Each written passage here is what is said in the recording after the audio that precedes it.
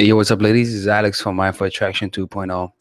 And in today's video, we're going to be talking about how to liberate yourself from why we're addicted to social media and how to liberate yourself from that trap. I'm saying that because I just came back from New York City right now, and I'm gonna tell you why, and I'm gonna tell you how to do it. But first of all, I'm feeling shitty right now, man. I feel so sick. My whole body feels sick as fuck right now. I don't know why.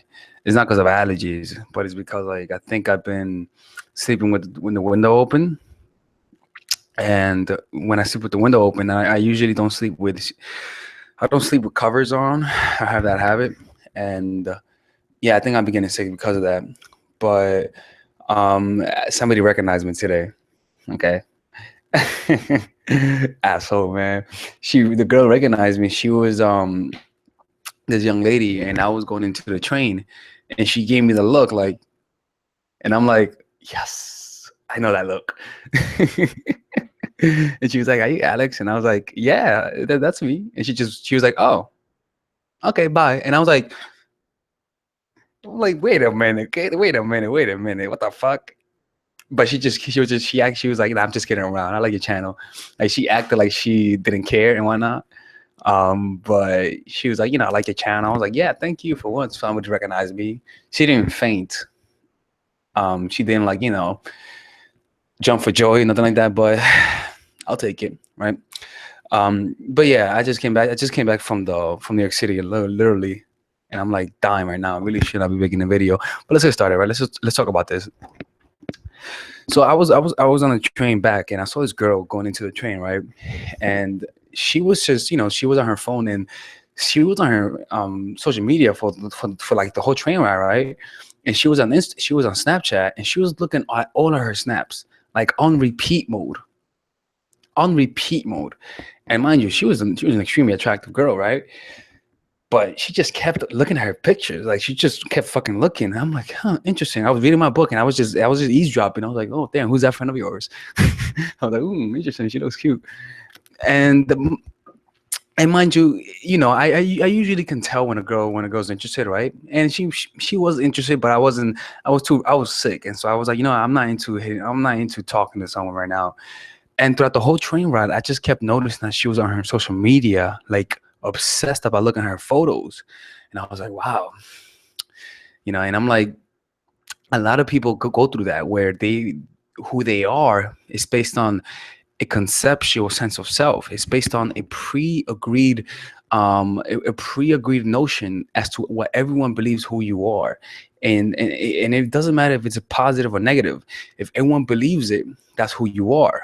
Why? Because you've been accustomed to taking the good parts, and that means that when people think about you in a negative way, you also have to accept that, because along with the good comes the bad. So she was just looking at that in an extremely obsessive way, and a part of me felt compassion for her, because I know what she's going through, because she's looking at the photos of people who are more attractive. I looked at them. I definitely did, and they were definitely more attractive. I promise you that. But it's something that is corrosive in nature. It corrodes her self-esteem. She looks at herself, and she sees the parts that she doesn't have, and then she looks at that beautiful, sexy girl, and she says, "I don't have that." And even though she sees herself as more attractive, she's going to inevitably find that someone who's more attractive than her. So then you're basing who you are on a concept that will inevitably have you lose. This is a game that's rigged against you. It's a game that's created to make you lose.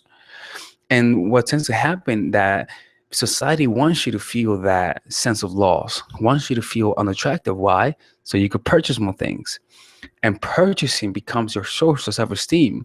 So suddenly a phone is not just a phone. A phone becomes an extension of your self-esteem. A guy's attention doesn't just become attention. My attention becomes your source of self-esteem. So what do you have to do? You have to first become aware of the high you experience when you get attention, and become aware of the lows you experience when you get attention. You literally have to make a concerted effort to say to yourself, anytime I experience a high and anytime I experience a low, I'm going to feel the physical sensations. I'm going to observe the mental images that my mind creates whenever it feels the need to attach itself to a certain outcome or to a certain statement by other people, and observe the highs and the lows you experience from them. Because once you begin to observe the highs and the lows, that's when you begin to become disidentify from that role. That doesn't mean that you're not going to feel the need to compare yourself to other women. That doesn't mean you're not going to feel the high self-esteem and the low self-esteem. But the key is that now there's a space. Now there's a more awareness. Now you're more aware of what you were unconscious before. And because of that, now you're able to see through the illusion. You can experience having an ego. You can experience wanting validation, but it doesn't consume you anymore. You act from a place of acceptance. In the past, you needed that, and you weren't able to see that in reality. That's all just a mental concept. But now, yeah, you feel the need to get validation, but you're more conscious of it. And that's pretty much the whole point. It's not to remove the emotion of neediness, because that's human. It's human nature for you to want validation. That's why a lot of people confuse love with neediness.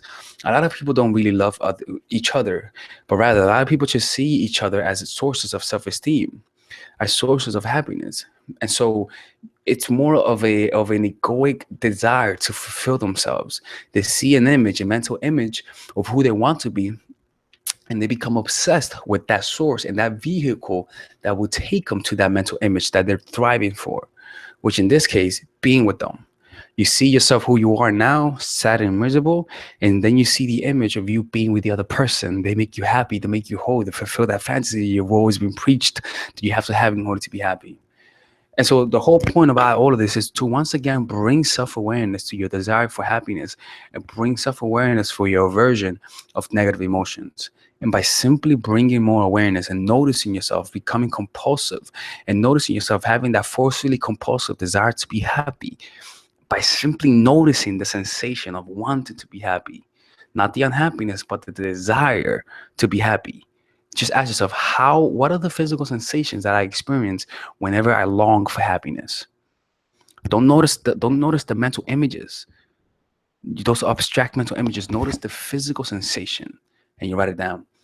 And by simply bringing those awareness, it's going to dissolve that emotion of neediness and desire for validation. And it's something that a lot of kids nowadays, it's a lot worse for them, because it depends so much on what other people think about them, and what people think about them defines them. And you cannot let that happen. You see, you got to bring awareness to your desire to find happiness and to find yourself through other people. You have to do that, you know. um I aren't I addicted to social media? Yeah, we're all addicted to social media, but are you aware of it? Are you aware of your desire to find happiness? I mean, it's one thing to be, see, a lot of people are addicted to social media, but they don't know it, because they think they just use it. They don't notice their compulsive and their forcefully compulsive desire to be on it for happiness. They just don't see it. So the key is to not be addicted. That's not what I'm saying. What I'm saying is to notice the energy, notice the gravitational pull to find happiness in social media.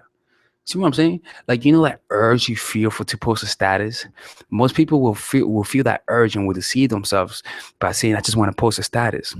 But if you really look into it, you're trying to post a status to get a certain reaction.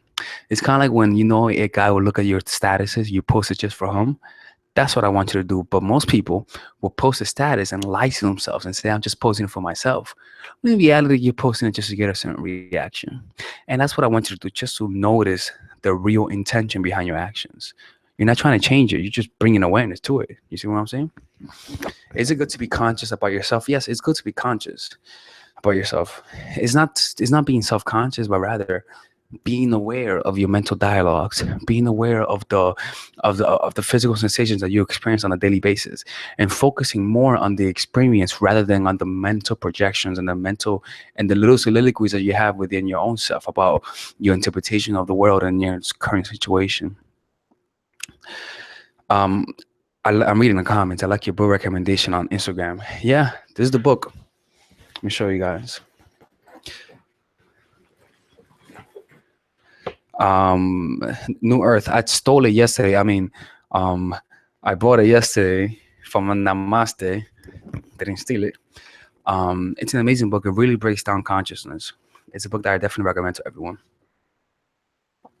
Have you ever met cute people on social media? Yeah, I meet cute people on social media, man. Yeah, man. I'm not too much high energy today, man. I may go to sleep right now. But yo, guys, have a good day, guys. If you guys have any questions, write it down right here, or else I'm just gonna go 9-9 because I need my sleep, man. I need my beauty sleep. I'm tired as fuck. I'm sick, man.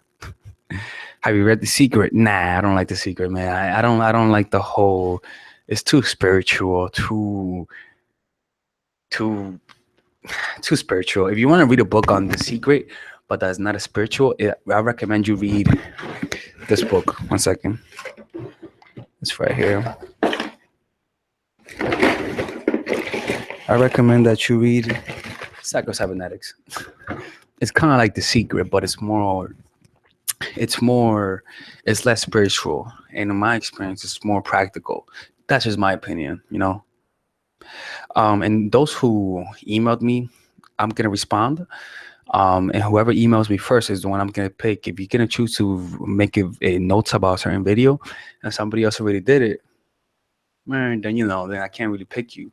I'll respond to you and thank you for it, but I'm just gonna let you know that it's pretty much first come, first serve, you know.